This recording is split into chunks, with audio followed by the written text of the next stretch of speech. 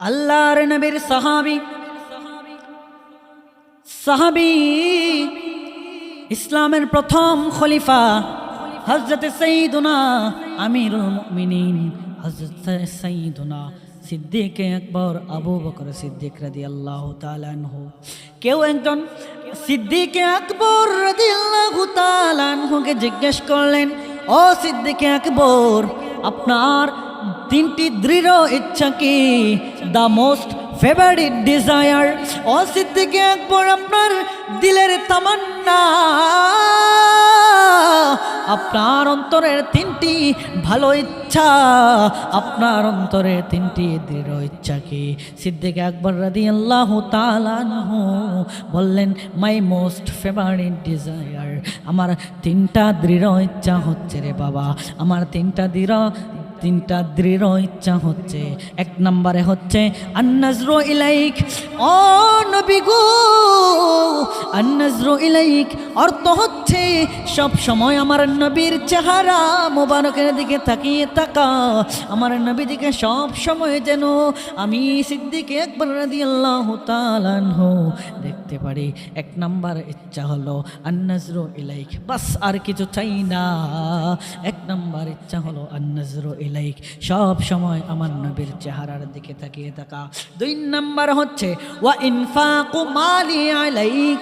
দুই নম্বর ইচ্ছা হলো রে বাবা ওয়া ইনফাকু মালি আলাইক, আমার যত সম্পত্তি রয়েছে, আমার যত সম্পদ রয়েছে সব কিছু আমি নবীর জন্য কোরবান করে দিতে চাই, সব কিছু রাসূল করিম সাল্লাল্লাহু আলাইহি সাল্লামের জন্য কোরবান করে দিতে চাই। তিন নম্বর ইচ্ছা হলো ওয়াল জুলুসু বাইনা ইয়াদাইক, আর কিছু চাই না। দুনিয়ার সমস্ত কিছু উল্টে যাক, দুনিয়ার তামাম জিনিস উল্টে যাক। তিন নম্বর ইচ্ছা হলো ওয়াল জুলুসু বাইনা ইয়াদাইক, ইয়া রাসূলুল্লাহ, নবী গো, ও মায়ার নবীজি, আপনার দরবারে সব সময় পড়ে থাকা, আপনার বারগাহে সব সময় পড়ে থাকা, ইয়া রাসূলুল্লাহ, কিছু চাই না। তিন নম্বর ইচ্ছাটা বললেন ওয়াল জুলুসু বাইনা ইয়াদাইক, সব সময় আমি আমার নবীর দরবারে পড়ে থাকতে চাই, সব সময় আমার নবীর কদমের মধ্যে পড়ে থাকতে চাই। আল্লাহ তাআলা কিভাবে তিনার তিনটা ইচ্ছাকে পূরণ করলেন জানেননি? আল্লাহ তাআলা আল্লাহ পাক রব্বুল আলামিন কিভাবে তিনটা ইচ্ছা তিনার পূরণ করলেন জানেননি? আল্লাহ তাআলা আবু বকর সিদ্দিক রাদিয়াল্লাহু তাআলা আনহুর কত আফজল সাহাবী রে বাবা, তিনি কত বড় সাহাবী জানেননি? আম্বিয়া গণের পরে সারে মখলুকের মধ্যে, সমস্ত কুল কায়নাতের মধ্যে যত সৃষ্টি রয়েছে, সমস্ত মখলুকের মধ্যে সবচেয়ে উচ্চ মর্যাদাবান হচ্ছে আম্বিয়া কিরামগণ, নবী আলাইহিস সালাতু ওয়াস সালামগণ। এরপরে আম্বিয়া আলাইহিস সালাতু ওয়াস সালামের পরে যার মর্যাদা, তিনি হচ্ছেন আবু বকর সিদ্দিক রাদিয়াল্লাহু তাআলা আনহু। জোরে জোরে কি সুবহানাল্লাহ বলা যাবে নি? ভাইয়ের আমার বন্ধুরা, আমার যুবক ভাইরা, তিনটা ইচ্ছা বললেন, আন-নাজরু ইলাইক ওয়াল জুলুসু বাইনা ইয়াদাইক ওয়া ইনফাকু মালি আলাইক। তিনটা ইচ্ছা বললেন রে বন্ধু। এক নম্বর ইচ্ছা আল্লাহ পাক রব্বুল আলামিন কিভাবে পূরণ করলেন জানেননি? ওই ইবাদতের কথা স্মরণ করুন, ওই ইবাদতের কথা, যে ইবাদত সিদ্দিক আকবর ছাড়া আর কেউ করতে পারে নাই, যেই ইবাদত ফারুক আজম করতে পারে নাই, যেই ইবাদত উসমান গনি করতে পারে নাই, যেই ইবাদত উসমান গনি করতে পারে নাই, যেই ইবাদত মাওলা আলী কাররামাল্লাহু তাআলা ওয়াজহুল করিম করতে পারে নাই, ওই ইবাদত, যেই ইবাদত সিদ্দিক আকবরের একমাত্র নসিব হয়েছে। সেই ইবাদত কোন ইবাদত রে বাবা? তিনি হচ্ছেন, ওই ইবাদতের কথা বলা হচ্ছে, তিনি বলেন আন-নাজরু ইলাইক, ইয়া রাসূলুল্লাহ, আর কিছু চাই না, মদিনাওয়ালাকে দেখবো শুধু, আর কিছু চাই না, মদিনাওয়ালাকে দেখতে চাই। যখন নবীজি খুতবা দিতেন, আলোচনা করতেন, সমস্ত সাহাবায়ে কেরাম আদব সহকারে দুজন হয়ে বসে যেতেন, বসে নবীজির আলোচনা শুনতেন, নবীজির আলোচনা শ্রবণ করতেন, চক্ষু মুবারকগুলো নিচে ছেড়ে দিকে চলে যেত। আল্লাহ রাসূল সাল্লাল্লাহু তাআলা আলাইহি সাল্লাতু ওয়াস সালাম যখন খুতবা দিতেন, যখন আলোচনা করতেন, দুইজন সাহাবী ব্যতীত তিনার চেহারা মোবারকের দিকে কেউ তাকাতো না। ওই দুইজন সাহাবী হচ্ছে, এক নাম্বার হলো সিদ্দিক আকবর রাদিয়াল্লাহু তাআলা আনহু, আর দুই নাম্বার হলো উমর ফারুক আযম রাদিয়াল্লাহু তাআলা আনহুমা। আমার নবী যখন খুতবা দিতেন রে বাবা, নবীজি যখন আলোচনা করতেন, আমার নবীদের চেহারার দিকে তিনারা তাকিয়ে থাকতেন। আমার নবীর চেহারার দিকে তিনারা তাকিয়ে থাকতেন। আমার নবীকে দেখি দুইজনেই মুচকি মুচকি হাসতেন। আমার নবীও ওই সিদ্দিক আকবর রাদিয়াল্লাহু তাআলা আনহু এবং ওমর ফারুক আযম রাদিয়াল্লাহু তাআলা আনহু দিকে নবীজি তাকিয়ে নবীজিও হাসতেন, মুচকি মুচকি হাসতেন। তিনারা নবীর চেহারার দিকে তাকিয়ে থাকতেন। আল্লাহ রাসূল সাল্লাল্লাহু তাআলা আলাইহি সাল্লাম তাদের দিকে তাকিয়ে থাকতেন। প্রথম ইচ্ছা কিভাবে পূরণ হলো দেখুন, কিতাবের মধ্যে রয়েছে ওই ইবাদত, যেই ইবাদত তিনি গারে সৌরের মধ্যে সিদ্দিক আকবর রাদিয়াল্লাহু তাআলা আনহু নবীজির চেহারা মুবারক দেখে দেখে যেই ইবাদত তিনি করেছিলেন, ওই ইবাদতের কথা বলা হয়েছে। যখন নবীজি তিনার কুলের মধ্যে শুয়েছেন, যখন নবীজি তিনার রান মুবারকের মধ্যে শুয়েছেন, ট্রাই টু আন্ডারস্ট্যান্ড, রিয়েলাইজ করুন, আমার কথাটা রিয়েলাইজ করুন, আমার কথাটা বোঝার চেষ্টা করুন। যখন কেউ কারো কুলের মধ্যে শুয়ে থাকে, তখন চিন্তাটা করুন, যখন কেউ কারো রানের মধ্যে শুয়ে থাকে, কারো রানের মধ্যে ঘুমায়, তখন কি রূপ দিদার টানা হয়, কি রূপ দেখা টানাই হয়, কি রকম দেখা হয়, কি রকম অনুভূতি হয়, কি রকম ফিল হয়, কি রকম অনুভূতি হয়। সিদ্দিক আকবর রাদিয়াল্লাহু তাআলা আনহু চিন্তা করুন, নবীজি যখন ঘুমালেন তখন সিদ্দিক আকবর নবীজির চেহারা মুবারক দেখলেন, নবীজির জুলফি মুবারক দেখলেন, নবীজির জুলফি মুবারক বাবড়ি মুবারক দেখেছেন, নবীজির চোখ মুবারক দেখেছেন, নবীজির কান মুবারক দেখেছেন, নবীজির আঁখ মুবারক দেখেছেন, নবীজির দাড়ি মুবারক দেখেছেন, নবীজির দাড়ি মুবারক দেখেছেন। কত মন ভরে দেখেছেন, কত মন ভরে দেখেছেন। উলামায়ে কেরামগণ বলেন যে সিদ্দিকে আকবর ওই সময় যেই ইবাদতটা করেছিলেন, দুনিয়ার মধ্যে কুল কায়নাতের মধ্যে কেউ করতে পারেনি। যেটা সিদ্দিকে আকবর করেছেন, শুধুমাত্র সিদ্দিকে আকবরই করতে পেরেছেন। আল্লাহ তাআলা প্রথম ইচ্ছাকে এইভাবেই পূরণ করলেন। সুবহানাল্লাহ। ভাইয়ের আমার, বন্ধুরা আমার বাবাজিরা, আল্লাহ তাআলা দুই নম্বর ইচ্ছা কি ছিল জানেননি? ওয়া ইনফাকু মালি আলাইক, ইয়া রাসূলুল্লাহ, নবী গো, ও মায়ার নবীজি, আমার যেই সম্পত্তিগুলো রয়েছে, আমার যেই সম্পত্তি রয়েছে, আপনি নবীর জন্য সব সময় কোরবান করে দিতে চাই। আপনি নবীর জন্য সব সময় আমি আমার সম্পত্তিকে কোরবান, আমি আমার সম্পত্তিকে বাইতুল মালে দিয়ে দিতে চাই। আমার নবী সাল্লাল্লাহু তাআলা আলাইহি সাল্লামের জন্য তিনি সমস্ত সম্পত্তি দিয়ে দিতে চান। দুই নম্বর ইচ্ছা কিভাবে পূরণ হলো জানেননি? দ্বিতীয় ইচ্ছা, ওয়া ইনফাকু মালি আলাইক, ইয়া রাসূলুল্লাহ, নবীজি,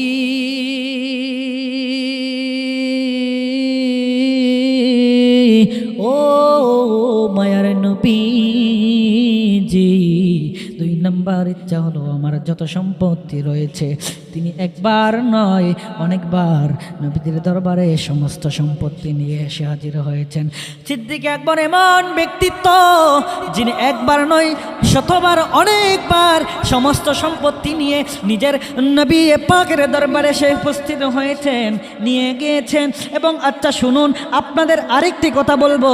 প্রথমে ওই হাদিসের মধ্যে রয়েছে, যার সারাংশ হচ্ছে আল্লাহ তাআলা নবীজি সাল্লাল্লাহু আলাইহি সাল্লাম, আল্লাহর হাবিব সাল্লাল্লাহু তাআলা আলাইহি ওয়াসাল্লাম নিজের সম্পদ যেভাবে খরচ করতেন ঠিক তেমনইভাবে ঠিক সেমভাবে সিদ্দিক আকবরের সম্পদ সিদ্দিক আকবরের মালামাল খরচ করতেন। এমন বন্ধুত্ব ছিল, এমন ভালোবাসা ছিল, এমন মহব্বত ছিল, এমন ক্লোজ ছিলেন রে বাবা। সিদ্দিক আকবর রাদিয়াল্লাহু তাআলা আনহুকে বলা লাগতো না, নবীজি সাল্লাল্লাহু তাআলা আলাইহি ওয়াসাল্লাম সেখান থেকে খরচ করতেন। আর ওই হাদিস যার কথা কি বলবো, যে হাদিসের মধ্যে রয়েছে শুনুন, যার সারাংশ হচ্ছে যেই লোক যত লোক আমাকে সাহায্য করেছে, আমার নবী বলেন যত লোক আমাকে সাহায্য করেছে, যত লোক আমাকে আমি নবীকে সহযোগিতা করেছে, তাদের সবার প্রতিদান আমি জান্নাত দিয়ে দিয়েছি। তাদের সবার প্রতিদান আমি যার প্রতিদান দিয়ে দিয়েছি। আর একজনের প্রতিদান দিতে পারি নাই, একজনের প্রতিদান দিতে পারি নাই, একজনের প্রতিদান দিতে পারি নাই। তিনি আর কেউ নয়, তিনি হচ্ছেন সিদ্দিক আকবর রাদিয়াল্লাহু তাআলা আনহু। আল্লাহু আকবার। ভাইয়েরা আমার, গভীর মনোযোগ, আমার যুবক ভাইয়েরা, পর্দার আড়াল থেকে শুনছেন আমার সরল অবলা মা ও বোনেরা, সকলে গভীর মনোযোগ, অন্তরের কান লাগাইয়া শ্রবণ করুন।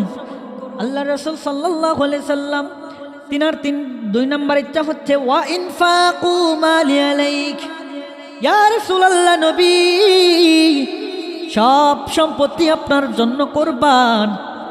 আল্লাহ তাআলার নবী বলেছেন সবার সাহায্যের বদলা আমি দিয়ে দিয়েছি, কিন্তু একজনের বদলা আমি দেই নাই। তিনি আর কেউ নয়, তিনি হচ্ছেন সিদ্দিক আকবর, যার প্রতিদান, যার জাযা, যার বদলা হাসরের ময়দানে আল্লাহ তাআলার আপন কুদরতি হাতে দিবেন।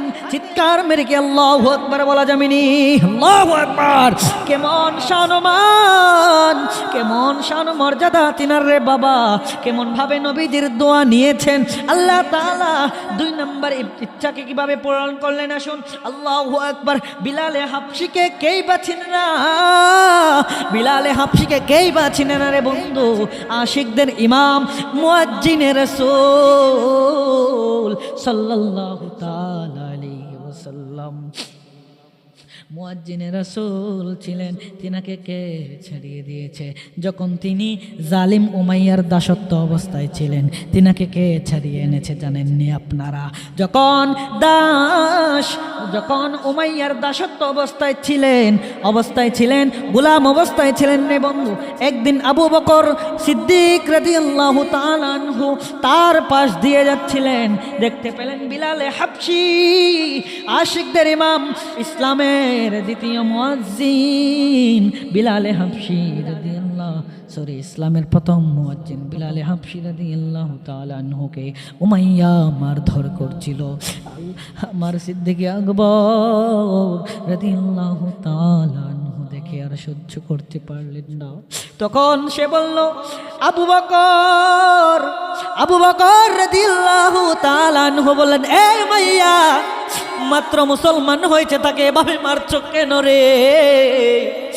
উমাইয়া বলে, সিদ্দিক, তোমার যদি এতই মায়া লাগে, যাও তাকে ছাড়িয়ে নিয়ে যাও।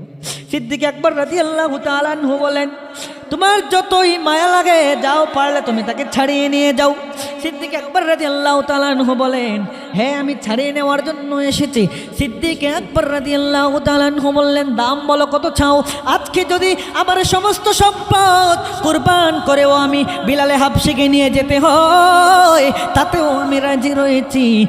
উমাইয়া প্রথমে সিদ্দিক আকবর রাদিয়াল্লাহু তাআলা আনহু বললেন, দাম বলো।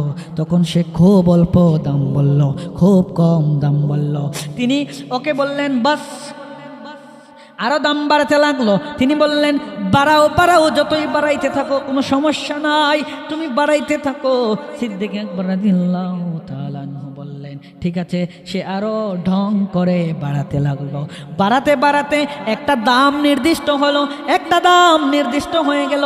নির্দিষ্ট দামের মধ্যে তখন তিনি টাকা পেমেন্ট করলেন, পেইড করে ফেললেন। তখন উমাইয়া বলল, হে আবু বকর, তুমি তো অনেক বড় ব্যবসায়ী, তুমি তো অনেক বড় ব্যবসায়ী, আজকের ব্যবসার মধ্যে তো তুমি লস খেয়ে গিয়েছো, আজকের ব্যবসার মধ্যে তো আমি লাভবান হয়ে গেলাম। সিদ্দিক আকবর রাদিয়াল্লাহু তাআলা আনহুকে বললেন, উমাইয়া বললেন, তুমি তো অনেক বড় জেহেনবান, তুমি তো অনেক বড় জ্ঞানী, কেন এত দাম দিয়ে সামান্য কালো গোলামকে কিনতে লাগলে?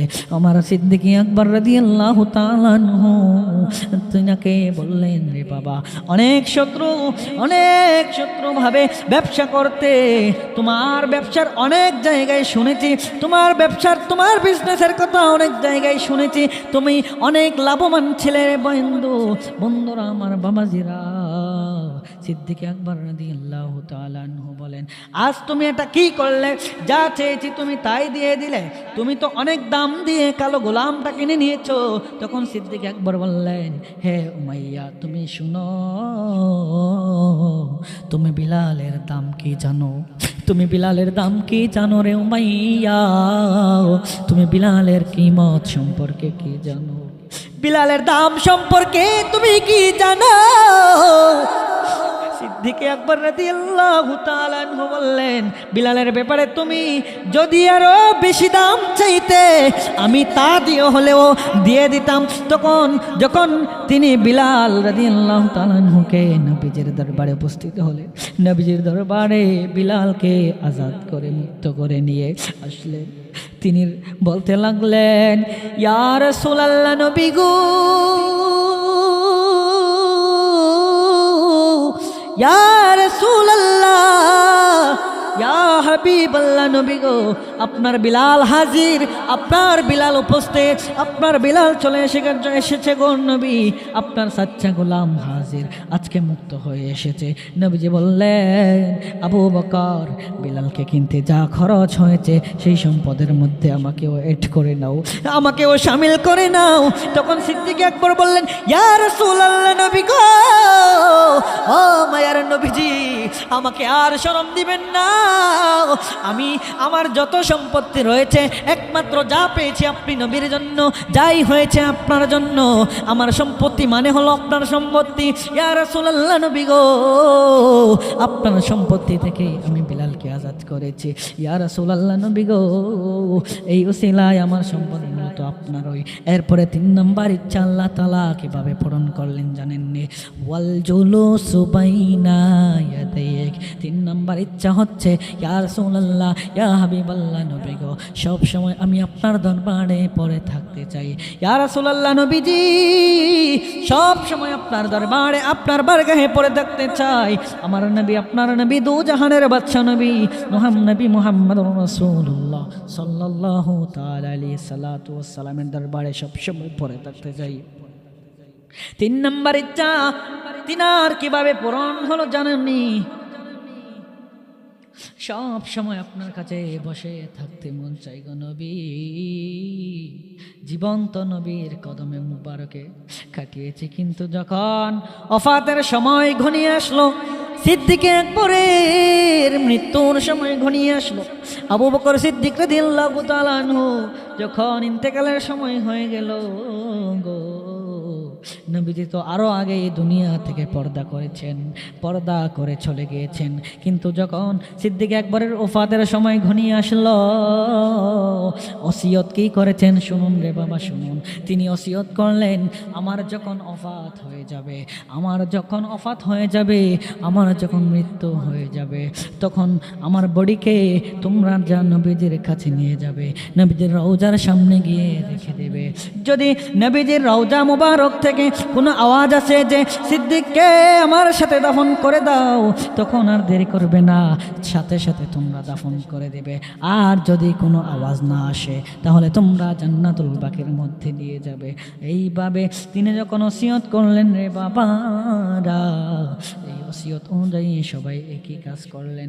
আবু বকর হাজির, ভিতর থেকে কোনো আওয়াজ আসে যদি, নবীজির অনুমতি চলে আসে যদি, তাহলে নবীজির সাথে আমাকে দাফন করে দিবে। আর যদি অনুমতি না দেন, তাহলে জান্নাতুল বাকির মধ্যে দাফন করে দিবে। এখানের মধ্যে একটা আকীদার কথা রয়েছে, একটা বিশ্বাসের কথা রয়েছে। এখানের মধ্যে একটি কথা আকীদার কথা হচ্ছে, ওসিয়তের কথা তো কিতাবের মধ্যেও এসেছে, কিতাবের মধ্যে আমল করলেন। কারণ সাহাবারাও জানেন নবীজি রওজা মুবারকে জিন্দা, তিনারাও জানেন, তিনারাও মানেন নবীজি রওজা মুবারকে জিন্দা। কথা বলেন ঠিক কিনা? নবীজি রওজা মুবারকে জিন্দা, সাহাবায়ে কেরামরাও মানতেন। এই জন্য আশিকদের ইমাম ইমামে আলা হযরত মুজাদ্দিদে দ্বীন ও মিল্লাত, মুজাদ্দিদে দ্বীন ও মিল্লাত, হামিয়ে সুন্নাত, মাহিয়ে বিদাত, আলিমে শরিয়ত, বাইসে খৈর বরকত মাশা ইমাম আহমদ রেজা খান বলেন, তু জিন্দা হে वल्लाह, तू जिंदा है वल्लाह, मेरे चश्मे आलम से चुप जाने वाले। तू जिंदा है वल्लाह, तू जिंदा है वल्लाह, तू जिंदा है वल्लाह, तू जिंदा है वल्लाह, मेरे चश्मे आलम से चुप जाने वाले, मेरे चश्मे आलम से चुप जाने वाले। বাবাজিরা আমার, সাহাবায়ে কেরাম রাদিয়াল্লাহু তাআলা আনহুমের জামাতরা সেমভাবে তিনি যেভাবে বলে গিয়েছেন সেমভাবে তিনারা তাই করলেন। তিনার বডি মুবারককে নিয়ে রওজায়ে রাসূলের সামনে রেখে বললেন, আসসালামু আলাইকা ইয়া রাসূলুল্লাহ। নবী গো আবু বকর হাজির।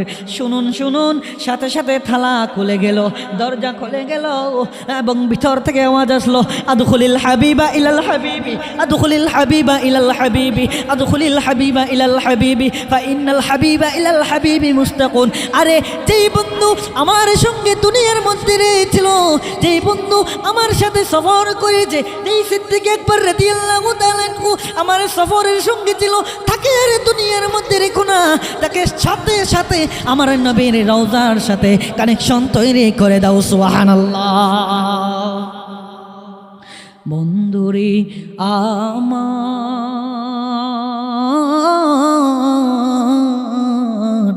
আমার যুবক ভাইরা, আমার বন্ধুরা, বাবারা, তিনটা ইচ্ছা আল্লাহ তাআলা সিদ্দিক আকবর রাদিয়াল্লাহু তাআলা আনহুর তিনটা ইচ্ছাই এভাবেই পূরণ করলেন। ভাইরা আমার, বন্ধুরা, কেনই বা কেন আর দেরি করছো? তাড়াতাড়ি আমার সাথে মিলিয়ে দাও। আল্লাহু আকবার। এই জন্যই তো হাজার হাজার হাজিরা হজ করতে যায়। এই জন্যই তো এখনো পর্যন্ত আমার নবীর রওজার পাশে শুয়ে আছে না নাই? সবাই যখন মদিনায়, কোটি কোটি মানুষ যায় মদিনায়, সবাই সালাম দেয়, আসসালাতু ওয়াসসালামু আলাইকা ইয়া রাসূলুল্লাহ। সাথে সাথে সিদ্দিক আকবরকেও সালাম দেয় এবং সাথে সাথে ওমর ফারুক আযম রাদিয়াল্লাহু তাআলা আনহুকেও সালাম দেয়।